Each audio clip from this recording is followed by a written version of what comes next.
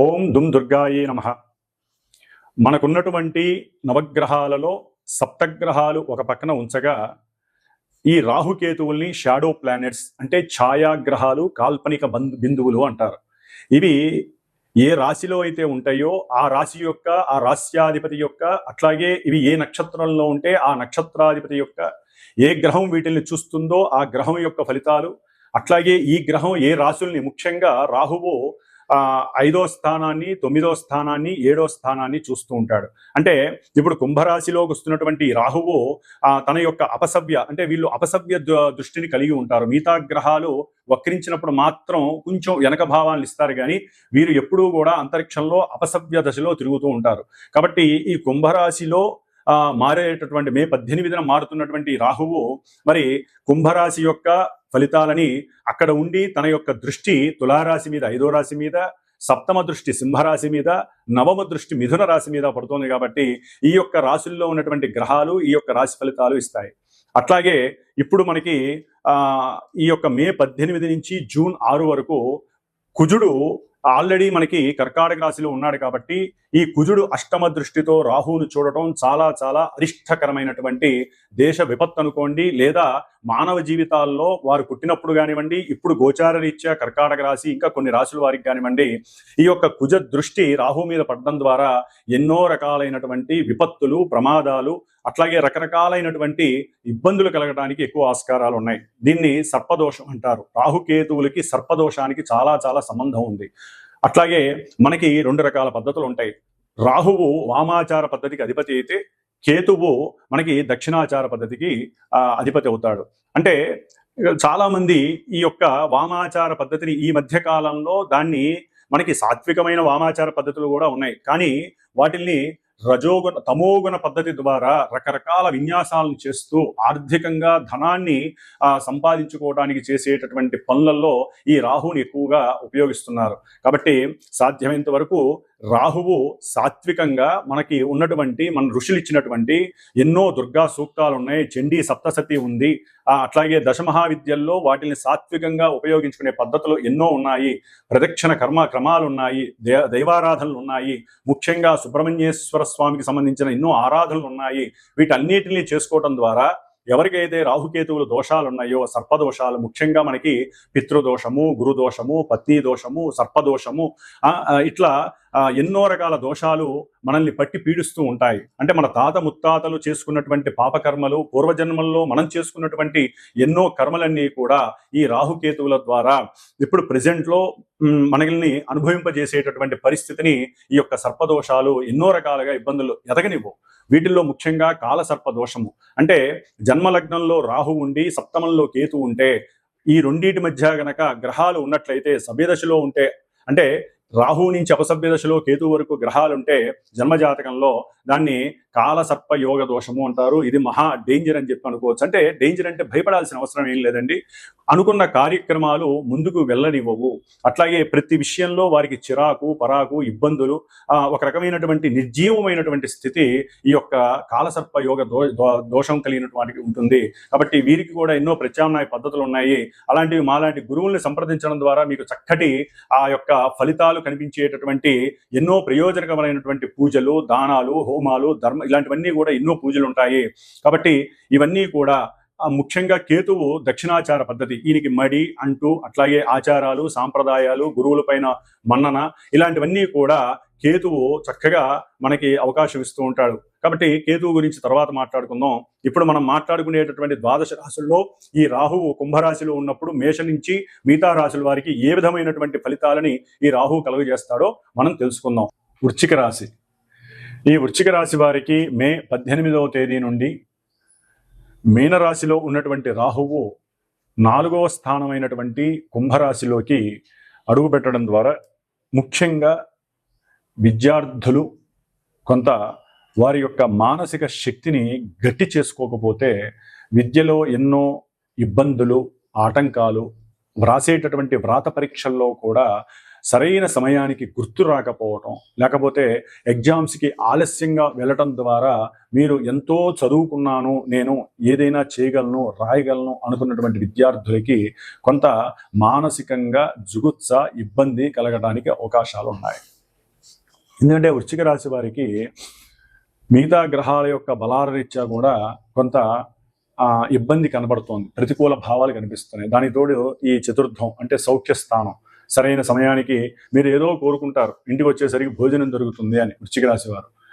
ఈ రాహు 4లోకి ఉండేసరికి మీరు కోరినటువంటి కోరికలకు బదులు అక్కడ కుటుంబంలో తల్లి కావచ్చు, భార్య కావచ్చు, ఎవరైనా కావచ్చు, మీరు కోరుకున్నది ఒకటైతే అక్కడ ఇంకోటి జరుగుతుంది. దానివల్ల లేనిపోయినటువంటి కోపం, ఆవేశము, ఛీ అని చెప్పి ఆ యొక్క గృహంలో మీరు అప్రశాంతతని చూపించేసి బయటికి వెళ్ళిపోయే పరిస్థితి కూడా కలుగుతుంది. అంటే సరైన సమయానికి భోజనం దొరకదు మీకు, దానివల్ల చాలా ఇబ్బందులు పడతారు. గృహ సౌకర్యం అంటే గృహంలో సౌఖ్యం దొరకదు. ముఖ్యంగా విద్యార్థులకి కొంత సంఘర్షణ బిగిన్ అవుతుంది. అరే నేను ఇంత చదువుతున్నాను, నాకేం గుర్తుండట్లేదు, నాకెంతో తెలుసు కదా అని మీరు ఎగ్జామ్కి రాయవలసిన ఒక ప్రశ్న రాస్తారు, సమాధానం 10వ ప్రశ్న అక్కడ గుర్తుండదు. 10వ ప్రశ్న రాస్తున్నప్పుడు అప్పుడు గుర్తొస్తుంది, సమయం చూస్తే మీకు సమయం సరిపోదు. అప్పుడు ఇవన్నీ కూడా మానసికంగా ఇబ్బందులు చాలా ఎదురవుతాయి. అట్లాగే ముఖ్యంగా వీరు ఈ యొక్క చతుర్థ భావం అంటే గృహానికి సంబంధించిన విషయంలో తల్లికి మీకు మధ్య కొంత సంఘర్షణ, సంఘటితం ఎక్కువ అవకాశం ఉంటుంది. అంటే పిత్రార్జిత విషయంలో కానీ, ముఖ్యంగా తల్లికి సంబంధించినటువంటి విషయంలో కానివ్వండి. అట్లాగే వాహనాలు కొనటాలు, అమ్మటాల విషయంలో ఎవరైతే పనిచేస్తూ ఉంటారో, అంటే ఈ సెకండ్స్ సేల్కి సంబంధించినటువంటి వ్యాపారస్తులు ఎవరైతే ఉంటారో వారికి సంబంధించిన విషయాలలో ఆకస్మికంగా నష్టాలు కలిగే అవకాశం ఉంటుంది. ఆ నష్టాలను తట్టుకోలేక, ఇబ్బందులు పడలేక వీరు దూరంగా వెళ్ళిపోయే అవకాశం ఉంటుంది. గృహానికి దూరంగా వెళ్ళే పరిస్థితులు కూడా కనిపిస్తున్నాయి. ముఖ్యంగా ఉద్యోగస్తులు, ఈ ఉద్యోగస్తులు అది ఏ రకమైనటువంటి ఉద్యోగస్తులైనా కానివ్వండి, వారికి సంబంధించినటువంటి వాళ్ళల్లో మోసపూరితమైనటువంటి విషయాలు వీరికి ఎక్కువగా కలుగుతూ ఉంటాయి. అంటే ఆశించినంత మేర వీరు వారి కింద పనిచేసే వారి ద్వారా కొన్ని ప్రతిబంధకాలు, ప్రతికూలతలు వీరికి కలిగే అవకాశం ఉంటుంది. మోసాలు చేసే అవకాశం ఉంటుంది. ముఖ్యంగా అంటే వీరు నమ్ముకున్న వాళ్ళే వీరిని మోసం చేస్తారు ఉద్యోగాలలో. దాని ద్వారా వీరు కొన్ని ప్రభుత్వ ఉద్యోగాలకి రిజైన్ చేసి వచ్చే అవకాశాలు కూడా వృశ్చిక రాశి వారికి ఈ చతుర్థ రాహు కనిపిస్తూ ఉంటాడు. ముఖ్యంగా మాతృ సౌఖ్యం దెబ్బతింటుంది. వాహనాల విషయంలో కొంచెం జాగ్రత్త వహించండి. లేకపోతే ఆ అవసరం లేనటువంటి పెట్రోల్ ఖర్చులు అన్నీ కూడా మీరే, ఫ్రెండ్స్ ఎక్కడికైనా వెళ్దామంటారు, వాళ్ళు ఇస్తామనుకుంటారు, మీరేంటంటే చివరిలో లెక్కలు చెప్పిస్తారనుకుంటారు, వాళ్ళు ఎవరు, ఆ ఖర్చు కూడా మీ మీదే పడుతుంది. దాని ద్వారా మానసిక అప్రశాంతత వృశ్చిక రాశి వారికి ఇట్లా పలు విధాలుగా సౌఖ్యం అంతా కోల్పోయే పరిస్థితి కలుగుతుంది. కాబట్టి మీరు ఏదైనా ఉంటే తల్లికి చెప్పుకోండి. ఆ బాధల్ని విముక్తి చేయడానికి తల్లి యొక్క సహకారాన్ని పొందండి. తల్లికి ముఖ్యంగా అనుకూలంగా ఉండటానికి ప్రయత్నం చేయండి. ముఖ్యంగా చదువుకునే విద్యార్థులు మీ స్ఫురణ శక్తిని ఎక్కువగా పెంపొందించుకోవడానికి ప్రయత్నం ఎక్కువగా చేయండి. సుబ్రహ్మణ్యేశ్వర స్వామికి సంబంధించిన మంత్రాలు ఎక్కువగా చదువుతూ ఉండండి. ఓం స్కందాయ నమః అనండి. అట్లాగే గర్భవతులుగా ఉన్నటువంటి వారు కూడా కొన్ని జాగ్రత్తలు తీసుకోండి. లేకపోతే సరైనటువంటి గర్భపోషణ లేకపోతే మీకు ఇబ్బందులు కలిగే అవకాశం ఉంటుంది. కాబట్టి నాగేంద్ర స్వామి అనుగ్రహాన్ని ఎక్కువగా పొందడానికి ప్రయత్నం చేస్తూ ఉండండి. అట్లాగే వ్యాపారస్తులు వ్యాపార విషయాలలో కొన్ని జాగ్రత్తలు తీసుకోండి, లేకపోతే ఇబ్బందులు పడేటటువంటి పరిస్థితులు ఉంటాయి. ఉద్యోగ విషయంలో కూడా ఉద్యోగస్తులకి ఒక చోటు నుంచి ఇంకో చోటికి అనుకోకుండా వీళ్ళు మార్పులు చేయడానికి వలన గృహం మార్చడం, ఆ గృహం మార్చడం ద్వారా ఆర్థికంగా నష్టపోవడం, ఇలాంటివి ఎన్నో కూడా జరిగే అవకాశం ఉంటుంది. అన్నదమ్ములతో సఖ్యతగా ఉండటానికి సాధ్యమైనంత వరకు కుటుంబంలో ప్రయత్నం చేయండి. అంతా శుభమే జరుగుతుంది. ఓం దుమ్ దుర్గాయే నమః. మే 18వ తారీఖున రాహువు కుంభరాశిలో సంచారం జరిగేటప్పుడు ముఖ్యంగా కొన్ని రాశుల వారికి దుర్గాదేవి మరియు సుబ్రహ్మణ్యేశ్వర స్వామి అనుగ్రహం కలగటానికి ఏమేం చేసుకోవాలో తెలియజేసుకునే ప్రక్రియలో ముఖ్యంగా అవి ఏమేమి రాశులంటే మీనరాశి, వృషభ రాశి, మిథున రాశి, ముఖ్యంగా కర్కాటక రాశి, సింహరాశి, అట్లాగే తులారాశి, వృశ్చిక రాశి, మకర రాశి, కుంభరాశి. ఇన్ని రాశుల మీద ఈ యొక్క రాహుగ్రహ ప్రభావం చాలా అత్యధికంగా ఉంటుంది. కాబట్టి వీరు తప్పనిసరిగా రాహుగ్రహానికి సంబంధించినటువంటి జపాలు చేయించండి, దానాలు, మినుములు దానం చేయండి, గారెలు చేసి పంచాలి. అట్లాగే దుర్గాదేవికి సంబంధించిన హోమాలు చేయించండి. చక్కగా 18 రోజులు దుర్గా సూక్త జపాన్ని ఆచరించండి.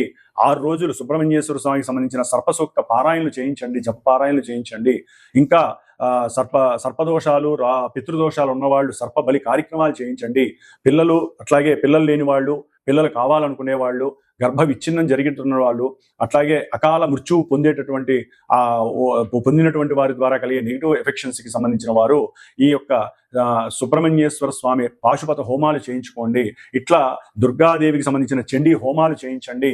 దీని ద్వారా అనారోగ్య సమస్యలు, అనుకున్న కార్యక్రమాలు వెనక్కి వెళ్ళటం, ఉద్యోగ భద్రత లేకపోవటం, మాట వాగ్దోషాలు, పితృదోషాలు, సంతాన దోషాలు, లేదా మీరు చేసేటటువంటి బిజినెస్ల్లో అరిష్టాలు, ఇబ్బందులు ఇవన్నీ కూడా తొలగిపోవటానికి, పితృదోషాలు, సర్పదోషాలు తొలగిపోవడానికి సుబ్రహ్మణ్య ఆరాధన, అట్లాగే చండీదేవి దుర్గాదేవిగా అవతరించింది కాబట్టి దుర్గాదేవికి సంబంధించిన చండీ సప్తశతి హోమాలు, పారాయణలు, దుర్గా హోమాలు చేయించుకోండి. అంతా శుభప్రదంగా ఉండటానికి రాసుల వాళ్ళు ఈ 1.5 yearలో మీరు అనుకున్నట్లుగా కంపల్సరీ చేయించుకోండి. ఈ రాసుల వాళ్ళు ముఖ్యంగా నవంబర్ 23 తర్వాత ఆగస్టు వరకు కూడా చాలా క్లిష్టమైనటువంటి పరిస్థితులు. ఎందుకంటే రాహువు సొంత నక్షత్రంలో ఉన్నప్పుడు వీరికి ఇంకా ఈతి బాధలు ఎక్కువ అవడానికి అవకాశాలు ఉన్నాయి. కాబట్టి చక్కగా అందరూ ఆ యొక్క నామస్మరణలు చేసుకుంటూ శుభంగా సుఖంగా ఉండాలని ఆశీర్వచనం. ఓం దుమ్ దుర్గాయే నమో నమః.